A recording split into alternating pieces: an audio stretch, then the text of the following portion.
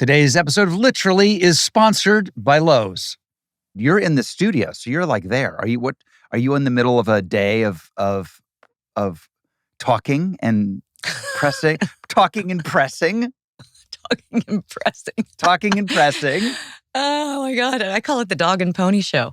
Yeah, for sure. Yeah. It's just been, the full 48 hours back to back to back. But thanks for having me. It's so funny. We have so many people in common in our lives. And I feel like you and I have never had our proper FaceTime. So we're doing it now. We're doing it now. I mean, we go from Carrie Elways to Sean to my brother who loves you. Chad Lowe loves you. Chad. He loves you. He just says you're the greatest. So funny. Have you had him on your show? Oh yeah, he's hysterical. Isn't he funny? And he's such a love. I know. I think Chad Lowe and Henry Winkler are the nicest people in show business. I mean, really, I just don't know how. You got to tell him that. Right? I mean, it's a great mantle, don't you think? Yeah. I mean, who wouldn't want to be compared to the Fonz? No, the nicest man ever.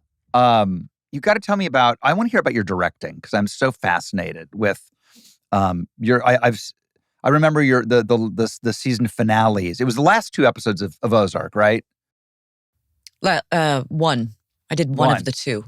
Jason Bateman did the final. Okay, yeah, but it was the it was right there. It was weird. They put two together as the finale. That's right. And he closed out the bookend. Gotcha. So great. Was that the highest profile at that point in your directorial career? I mean, that was, I directed 10 episodes of House of Cards. Right. And that gave me a little foundation of, knowledge and getting over that deep-seated fear and shaking at the knees, Come on. You have so much experience. You've from Bob Zemeckis on up and down. And still you were like, oh boy. Well, it's also, it's being a woman and right. being a novice. Yeah. And you can only get better by doing, right? Do more, do more. Yep. And that was a fantastic opportunity because it was such a safe environment because it was a family of 6 years. So the crew became your uncles, Yeah. And they're like, we'll teach you everything you want to know. But yeah, you do. You act most of your life and you're observing and you're asking a lot of questions. And then those questions become a different kind of inquisitiveness, right? Oh, yeah. Do you remember the first time the light went on where you go, oh, I know the difference between a 50 millimeter and 135. Like all of that. I just remember so vividly, even though it's been years, like that thing where the DP and the director get on the set and go, so we're going to here, a couple pops here. We're going to come over here and then we're going to go to lunch. I was like, what did they just say? The hell are they talking about? What are those numbers? Yeah, what are these pops? We're going to be here, like, and then all of a sudden you just know it. It's so true. A light does go on, doesn't it? It took me forever because it's opposites. Yeah. It's still confusing to me. That's why I go, if I want this look, show a picture from a magazine, what lens are you going to use? DP, right? And then they just pull it out, show you. And then you say, okay, I'd like to back up a little bit. Okay, let's put the 85 on. Things like that. And that's how I like to learn. I like the visual, don't you? It's like, I want to see the options. All you ever want from a director is a vision. You just want a vision, right? And everybody else can take care of the other stuff, the technical stuff. Oh, yeah. You're only as good as your team to bring that to fruition that you explained as your vision. It's does the team... And it's a small team if you really think about it, right? It's the DP, it's the producer, and of course the actors, but are we all speaking the same language? We are? Good, check. Yeah. And you go down that list. I'm so envious, and what a great way to cut your teeth on such amazing television properties, particularly with your role in House of Cards, where, it starts off as one thing, becomes another thing, and then you get to parlay that into really taking more control of your whole destiny on that show. It's super, super cool. So fortunate to have had that because it was cinema school. How much was Fincher around in the beginning at all? He left after season 1. Because you've never done a Fincher movie, unless I'm mistaken. I don't believe. I did do one, The Girl with the Dragon Tattoo. Oh my God, I forgot about Mara. that. Oh my God, I loved that movie. I thought he did a great job as the redo. I do too. I made me want to go buy a motorcycle. That's what I took away from that movie was I want to be as badass on a motorcycle. That's how vacuous and shallow I am. That was my takeaway from Girl and the Dragon Tattoo. So Rob, what'd you think of the movie? I wanted Ducati. Okay. Literally, I hate to say it, but sometimes I go to movies. I remember watching Crimson Tide with Denzel and Gene Hackman, and my takeaway was I'm going to buy some Monte Cristo cigars and smoke them like Gene Hackman. And go strong or go home, bud. I'm just like, I'm a very simple man at heart. I'm still a movie fan. I can go deep, or I can just go, I just want the motorcycle like Rooney Mara. That was sick. It was pretty sick. And people forget that House of Cards is the show that made Netflix. Yeah, I mean, it launched streaming platform that has now become the world, and Fincher said, because I just was like, ooh, not sure if I want to be tied down, all that kind of stuff. And he said, no, Robin, this is going to be the medium. It's going to take over. So do you want to be a part of the inception of that idea? And I was like, sure, with him, just his talent. And I learned so much from just observing him because his style of that show was very specific. He's one of my favorite filmmakers, but directorially, he's one of my favorite to watch. I mean, no one shoots people across a table talking to each other like David Fincher. I mean, it's so true. And it's like, how do you do that? It's insane. It's Mindhunter, one of my favorite shows ever. If people listening haven't seen Mindhunter, and I keep begging for season 3, and there are rumors there will be a season 3, but I don't. There might be a Mindhunter movie. I'm told, but literally, it's 2 detectives talking to serial killers in their cell. That's really the fucking show. That's it. And it's, I mean, first they have great actors, but like what he does with the camera, to make it all interesting it's a masterclass. So on that note, somebody asked doing this press tour, how do you find your style as a director? Yeah. And I really was mulling that over going, did I even answer the question? Do you feel this way? I'm like, you don't find it. It finds you, I think. Yeah. Yeah. Right? Because we are looking through the lens, or like you say, showing a picture to the other creative and saying, I want it to look exactly like this. Yep. Why do you want it to feel? Because I want to feel the way the blue and the green is and then you can start peeling back the onion. Yeah. But I look at these iconic directors like a Fincher or Greengrass or, yes, the greats of Scorsese and Coppola, but they all have their style, even though the variety is very spread out. Look at Rob Reiner. I was just talking about him. Look at the variation in the projects. Oh, it's unbelievable. The themes, the stories. From Misery to Spinal Tap, and everything in between. Yeah, everything in between being your classic Princess Bride. I mean, I just interviewed Rob, but it wasn't Rob. It was Marty DeBurgi. I got to interview the Why Spinal do I know Tap. that name? It was Rob as Marty DeBurgi. It was with the viewfinder, still using the viewfinder and hanging on his neck with the Spinal Tap. So good. It was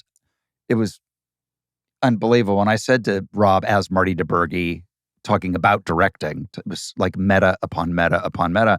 I said, you invented the walk and talk. You invented it. Hello, Cleveland. That's the that's the walk and talk right there. And Marty DeBurgi was like, and I never get enough credit for it. Nobody ever mentions.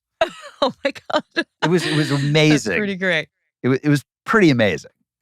And Chris Guest and Harry, there's, but yeah, Marty, Rob, and the other thing about Rob Reiner as a director is I don't think anybody had a better run for longer with more diverse projects than Rob did when he was on that insane hot streak. Insane. But we're talking about style, which is a talent. To be able to basically portray the very style that you've been imbued with, right? It's your thing. Like, how do I get it out there and make sure it looks like it was in my head? I would like to have more talent, Rob, in that department. Me too. I wish I could order it from Amazon. I want more talent in every department. So you only want it in one department. I want it everywhere. I want it in many. But if I had to pick one, it would be directing. Can I just have some more? Well, where do you feel that you would like more in? Where do you feel that you are lacking? I want more of my style. And I'm not there yet. I think I just need more diversity. I think that will help, doing a different kind of movie, different kind of show. But let me be devil's advocate here. So you've got people like, and it's interesting as I say this, I realize they came from television and they're actors. You have Ron Howard. You have a guy like Ron Howard. You have a guy like Rob Reiner, who their style is they have no style. There's nothing signature visually across the body of their work that you go, oh, that's Ron Howard. Oh, that's Rob Reiner. Like, Princess Bride looks nothing like A Few Good Men. They kind of let the piece deliver the style. Whatever the piece is, you find the style in the piece. Fincher, I always know I'm watching Fincher. Right? Always. There's things he does. There's certain things he doesn't do. I mean, one of the things he does that I love, you're going to love this, and it's probably out of self-protection. I think some of our best things that we do, we learn out of self-protection, whether it's as an actor, I know you know, right? So there's some great stuff in Mindhunter where two people are at a restaurant and the waiter or waitress, I forget if it was a man or a woman, but the server comes up and has like, what would you like? This is that. They don't even cover them. No coverage. None. Zero. Mm. Yeah. How amazing. And I'm like, I wonder if that's just like, how many like day players have you had that come up and you're just like, oh God, just the air goes like, but I just love like the balls to know that no one cares. Everybody knows what a server does. They come up, they take the story is about these two people in the booth. Just because it's happening doesn't mean you need to show it. Nobody cares. And so many directors, particularly bad ones, would be like, well, that person has lines, that person's in it, so we're shooting the scene, so we're going to shoot it. No, you don't. No, you don't. I did a movie with Steven Soderbergh where Michael Douglas and I were talking at a door. He didn't even film Michael. Didn't film him. Didn't turn around. That's great. It was my first day on the set, and I was like, holy shit. But, he knew what he wanted, and it's in the movie. The door opens, it's me with a big plastic surgery face. And I say something, and Michael says something, we move on to the next scene. He knew that what the story was the reveal of what my character looked like. And sure, Michael's in the scene, he's the star of the movie, but, in that scene, you didn't need to shoot it. But that stuff is so next level. Next level. Completely next level. It's like the reveal of The Elephant Man. Oh, I got to relook at that. Yeah, I saw it again recently. Where it's like the three-quarter, because he's hiding, obviously, from society, the world. And that's how it was shot. David Lynch. Yeah. Another one. Genius. Incredible. Yeah, genius. Just genius. Come on. And by the way, what a great sort of parting memory that the sort of the last thing that people will remember him for is the most unbelievable one scene throwdown cameo in The Fabelmans, where he's playing John Ford. I've never seen it. Oh my God, Robin! Here, do yourself just Google and we all love Steven Spielberg. He's great. That movie's not my favorite of his, but the last scene in the movie is the Spielberg kid character breaking into the office of the great John Ford, and played by David Lynch. And it's one scene. Oh. And it's the very end of the movie. And it's one of those things that you can just pull up on Google and have the full experience. You don't need to watch the whole movie. And it is, and he's talking about composition. He's talking about directing. So as somebody who loves directing like we do, this is my gift to you today. You will thank me later. Is your next break on your phone? You're pulling that up. Yes, I am. Now, did you ever have any Robert Redford experience? He passed away as we're recording this yesterday. Yeah. Any Redford contact? Yes, I acted in a film with him, and then he directed me in a film. Oh, how you would think I would have done my research? How did I not know any of this? I'm feeling like a complete fraud. Why would you? I'm a fraud. I'm. You know what? I was in traffic. I was in a traffic jam, and I would have. This would have been the time where I would have been. Oh yes, Robin was in Quiz Show. No. Nope. God damn it! River runs through it. Nope. Jesus Christ! What is it?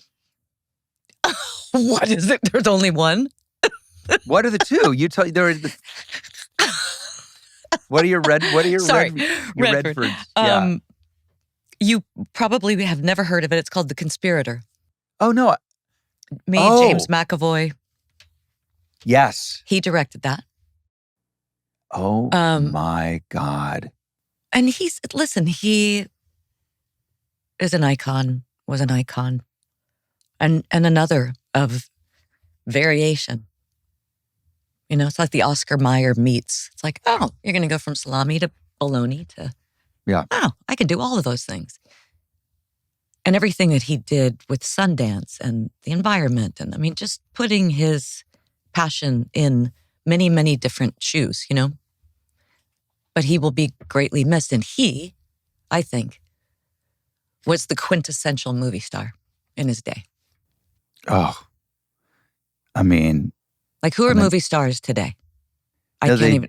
Who's a movie star? Who would you call a movie star today? I not only can I not think of them, it's just like. Is it you? No. I'm kidding. No. There's no Redford. There's none of, for so many Paul Newman was one. Oh, go. Listen, Paul Newman, Warren. Yeah. Well, I can only imagine Warren's screen here. I just created here's where my mind goes. Here's my Hollywood fantasy I just created that probably isn't a fantasy, and you don't have to comment. I can just see Warren sitting up in Mulholland. It's 1988, whatever it is, and he's screening the new Rob Reiner movie, and he sees Princess Buttercup, and boy, your phone is fucking ringing off the hook from Warren. I've got a project I want to talk to you about. Have you ever thought about playing Marilyn Monroe? You really have. I mean, I can kind of almost imagine that one. You know what? You just pricked up my ears about fantasy. God, I would have loved to play in Reds. Come on. Such a great film. How about that was a big studio Christmas release? No way. It was. It was a big. I remember it vividly. It was that's how different. Now it's Jumanji 3. Yeah. Literally, I'm not even trying to be funny. Yeah, exactly. It's really disheartening, isn't it? That the business we grew up in, it's no longer. I'm not crazy, right? It is no longer. I think it's no longer. And yet, do we want to be the two vaudevillians going, I remember God, no. when Or, do you the remember misanthropes, yes, hitting 60, just going, wah, wah. Listen, but it has shifted so severely. Yes, COVID and then the strike. And I miss the communal feel of cinema, that's all. The energy, the collective energy of a packed cinema. I'll tell you what's really depressing too is I drove through Westwood the other day. Oh no, don't tell me that they've closed down. Oh, the Bruin is gone. No. So of the three big ones, the Man, the big brown one, the Man where I saw Heaven Can Wait on opening day. Opening day inline Heaven Can Wait. The Bruin where I saw Marathon Man. Yes. Where I saw Flashdance opening weekend, where you'd never seen anything like it. Gone. The Fox still exists. The Avco, gone. I saw Alien opening weekend. It's all they're all gone. And it hurts in the heart. But even what you just said, we would wait in lines that were around the block. Yeah. Well, the other thing is, there's so many reasons, and this is like, duh, no kidding. But it occurred to me, because we knew if we didn't see it then, and by then I don't mean that day, but like that week or the next week or the next. By the way, maybe that week, maybe it's out of the theater in a week. We never knew. Never knew. If it was out of the theater, we didn't see it again. Nope. It wasn't going to show up. It didn't even show up on network TV. Until the VHS was invented. That's right. And even then, it was like nobody wanted to watch it on their shitty little TV. No. We didn't have the big TVs. So it's a lot of things contributed. It's like the Titanic. If they'd had the binoculars, it wasn't just the iceberg. If they hadn't had the binoculars, if there wasn't a coal fire in the thing, if they weren't trying to beat a speed record, if they'd had more lifeboats, everybody thinks it hit an iceberg. It did. But there was a lot of other shit that sank the Titanic. And I feel like it's the same with the what we grew up with in our industry. Without question. Of course. And we're not poo-pooing the current state. It's just different. I feel my age. That's melancholic sort of, I miss the tradition of ... The community, the people. Do you know that kids today? Do you know the kids today? Listen, speaking as somebody who is on the cover of AARP this year, I can say as an official old man things that I can say it now. I'm on, I'm fucking gonna be a grandpa at some point, hopefully. Kids today have two things to note. They don't give a shit about their driver's license. Dude, when I was 15 and a half and I could get my learner's permit, we were waiting in line at the DMV for 2 days. For 2 days. We were camped out. When the clock struck 12. And they don't care about going to a movie means nothing to them. It has no significance whatsoever to them. None. Well, and you're talking about little TV screens way back when that we couldn't even access that movie that left the theater. Yeah. Now, I think it's actually blasphemous to watch a movie on a cell phone. How about watching? Please don't do that to the Reds. filmmaker. How about watch Reds or a Terrence Malick movie or 2001? I mean, we know which ones you wouldn't ever, right? Yeah, no, those should be forbidden to watch on a small screen. Here's my thesis. I don't know what kind of shopper you are. I don't know what kind of aesthetic you have. But my guess is you will understand this analogy. Movies aren't going to go away, but they will just become the Hermes Birkin bag. Yep. You got me? Yep, totally. There'll always be a market. Mm-hmm. The market may be on fire, but it's going to be super luxe, super hard to find, pricey. Well, I wonder about the pricey. I think it's only... Unlike the Louis Vuitton or the Birkin bag. Yeah, I think it's going to be pricey. I think you're going to go and have an experience. You're going to have... Well, unless that movie, becomes obsolete. Like, the Criterion Channel. Yeah. Love it, because those movies that we're talking about that went away in the ether, can some of them only be found on that platform? Yeah. But is that the only place, like a Criterion Channel, where you're going to have to pay out the ass to see that great movie called The Paper Chase? Paper Chase. Remember the Paper Chase? Speaking of paper, you know what I watched the other day? Paper Moon. You seen that one recently? Oh, love it. Destroyed that little girl, but okay. Destroyed. I worked with Peter Bogdanovich, and I was like, "What? How did you get that performance out of Tatum O'Neal? And he said, and I realized because he did it to me too. He just gave line readings. Peter Bogdanovich directed by giving line readings. Literally, and I'm not kidding. Like what? Give me one. By the way, now directors today on tele.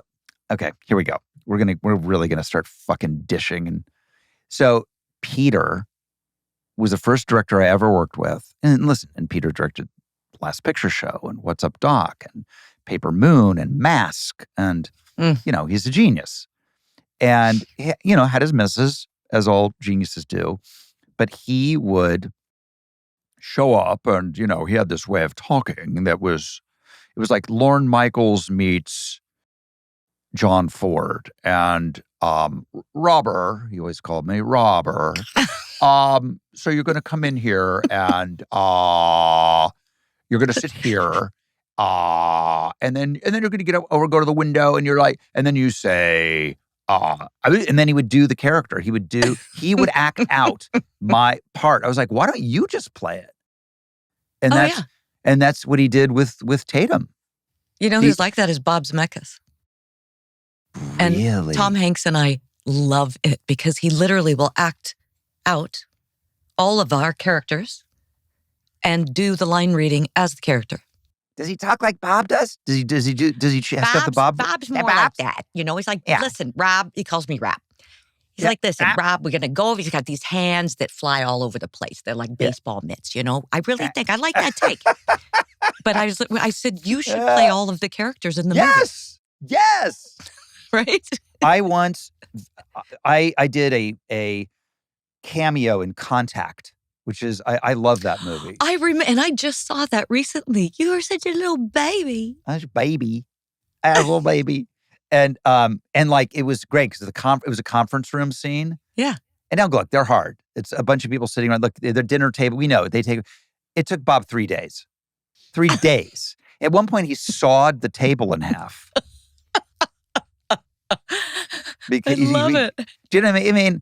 And it was just fucking bananas. I also then, do you ever have memories where you go, wait, that happened? Like, why was I there? Who did I even know? Like, I don't know to this day why I was on the set of Death Becomes Her. I have no idea why, but I was.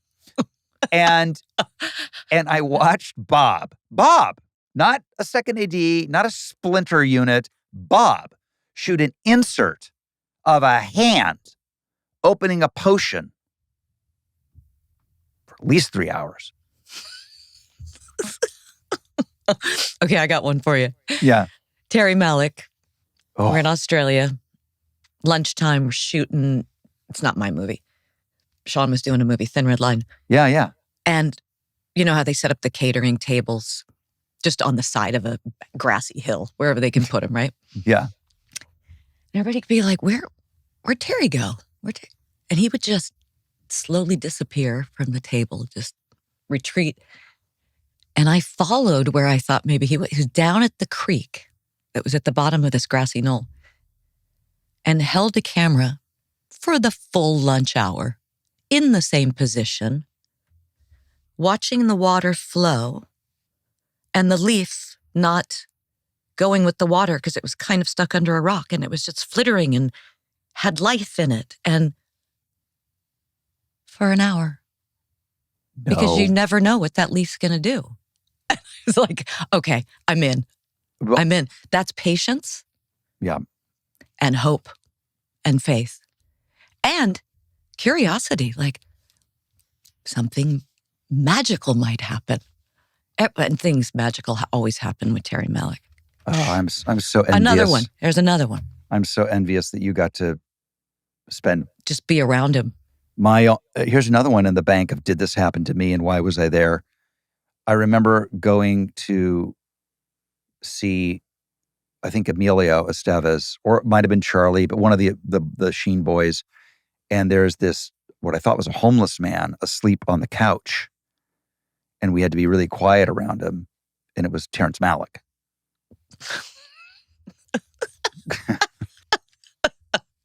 It's one of those things I go, wait, did I? I'm like, no, yeah, that is over there. That's pretty good. Right? Yeah.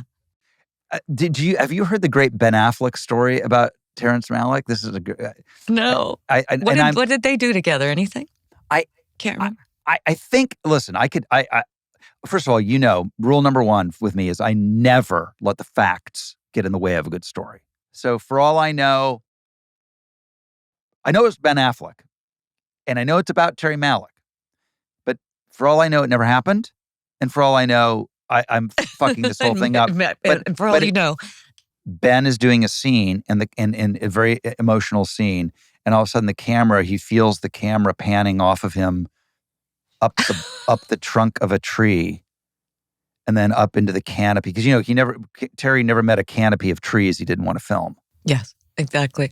And Ben was like, is my acting distracting you from the tree? But I mean, and Sean's in another. I mean, I went to the premiere of the Tree of Life. I went to the premiere, and then that's where. Does Sean have scenes with dinosaurs in that one? Is that the one? It's fucking bananas, that movie. Maybe that's when Terry just stepped off the set and didn't film the leaf and just dropped acid. I don't know. But you know what? It's like Brad Pitt, great. Yeah. Jessica Chastain, great. Yeah. Family drama, like, and then Sean's in there doing something with dinosaurs, I think. Again, did I, this is like a fever dream. I don't know if any of this shit happened that I'm talking about in this podcast. I don't know what, you've bewitched me. You've put me in a spell. Because of our age, we're just taking actors and putting them in movies they never did, working with directors they never worked with. That's good. Oh. That's a different kind of dementia. Oh. Which I think I'm getting right now. Oh, God. I have a Penn family story that I think you will appreciate because I grew up with all of them, and I know obviously you know everybody in the Penns. When I was 15, and my parents couldn't be bothered to do much of anything, frankly, but certainly not the on-set guardians to me, probably because that troublemaker Chad Lowe. So we had to have get a guardian, an on-set guardian. And the first person who came and interviewed to be it was Michael Penn. No. The most lovely, lovely, lovely person. Of course, he was too lovely and too nice. So my parents instead hired a drunk who would That's really good. who would routinely drive me to the set and pull over on the 405 to vomit. That was oh my God. Yeah. Oh my goodness gracious. Yeah, they could pick him. All right, you have to go do something. Gave you your depth. I have to go do another. You got to go something. I got to do something. But it's not going to be as fun as this. Whatever you're doing. I don't know. I'll let you know. Jeez. You're supposed to say, yeah, you're right, Rob. This is so